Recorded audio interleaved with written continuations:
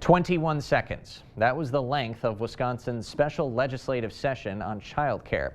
Governor Evers back in the summer called for this session to call for a major spending package to continue a pandemic-era child care subsidy program.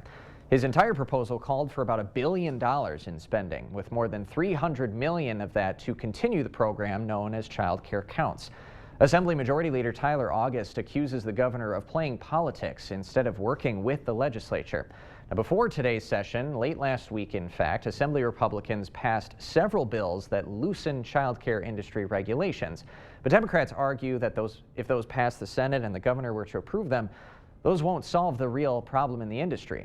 A new report says child care in Wisconsin costs more than putting a kid through college. And it's high operation costs that cause child care centers to have high tuition. The only child care center in Cashton had to close this year after facing staffing and funding issues. And research from the Century Foundation finds that over 2,000 more child care programs in the state will close if more investments are not made. And that could exacerbate the issue of child care deserts that already plague rural western Wisconsin. State Senator Brad Pfaff says he has talked to parents who drive over 20 miles to reach their kids' child care center.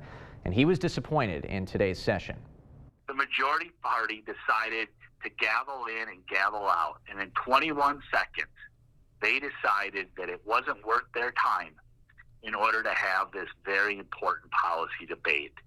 And sadly, our working families lose and the children of our state lose. Now, earlier this evening, state Democrats introduced new legislation to fund child care counts.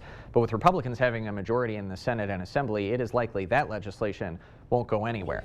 But there is still another avenue that could fund the child care counts program.